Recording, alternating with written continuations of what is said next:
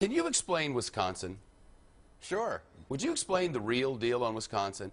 Not the it's all political, isn't it? Isn't this Heavily. just 100% politics? No doubt about it, because the whole business about the budget crisis is off the table because the unions have said There is no budget crisis in Wisconsin. Well, they say they have. They've given concessions. That's what I'm saying. Oh, I thought you were saying no. There was a budget crisis before. Yeah, no, that's one real. of their own making. Right. Yeah. Okay. But the unions have given the concessions necessary to take that off the table. So what you're left now with is the whole notion of bargaining power. And the governor says, you know what, I don't want unions to be able to take dollars out of union members' pockets and contribute it to the Democrats. And the Democrats are saying we insist on having this right if that's what we want to do for our unions, because they're essential in order to support Democrats' campaigns. Have you looked at the list of the top 10 donors to political campaigns in America, the top 10 highest? Yeah. Seven of those 10 donate to Republicans. Correct. The other 3 that remain of those top 10, unions. They all donate to Democrats, and they're all unions. Right. Bust the unions, it's over. Yeah, so you just told me the whole deal, buddy. That's the whole thing. That's the and whole this started when? It started with the Koch brothers, right? Yep. Koch brothers were organizing in the state. I'm not taking a side on this. I'm telling you what's going on. I'm glad you said, because that's exactly the story. I'm not taking a side. This is the facts, let me tell people don't want to hear the facts. No, exactly. And so just by telling them the facts, you're angering a lot of people. Okay, let them get angry. Facts are troublesome creatures from time to time.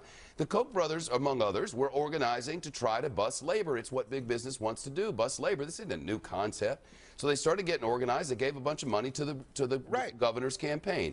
The governor's campaign is over. Now, away we go. We're going to try to bust this union up, and that's what they're doing. If you're against the unions, you're all for the governor. If you're for the union, this is political. Well, it's political. In the middle, but let me argue with you just a second to say there is a real issue about the idea that you have public sector employees, and that's the largest sector oh, you're of right. unions That's in the country. It's an issue. Because private sector unionization now is down about 7%. That's right. So if you're looking at where the big union dollars and unionization forces in American life right now, it's in the public sector and largely in government employees. Yep. Right? Okay. It certainly is. So that is why right now, when you're talking about busting unions, you're talking about the governor saying no negotiating rights for you as a union.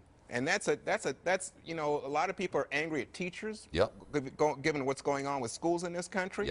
A lot of people think that the idea of these lavish benefits that the Democratic politicians have been rewarding union members with is out of bounds given the recession. So that's an issue behind the scenes. That's another thing. Okay, so but your point is well taken, but I just want to say those are real issues in addition to the political issues and the campaign funding issues you described. And those are discussions that Americans should be having. Absolutely. And those should play themselves out. But to pretend that this is about a fiscal crisis in the state of Wisconsin is malarkey. Oh, yeah. That's not what this is. Duck feathers. Duck feathers, Duck feathers. As you would like to say. There we go.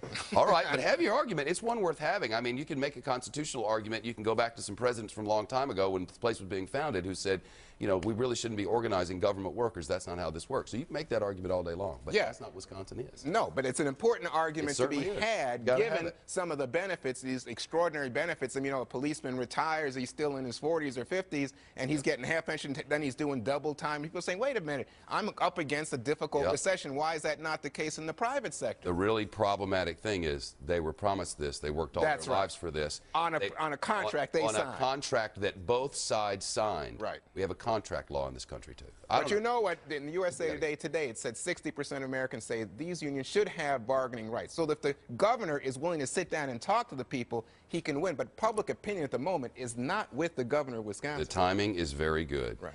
Sir, it's great to see you. Always, Chef. Nice to be in studio with you. Guess who's coming up next? You know,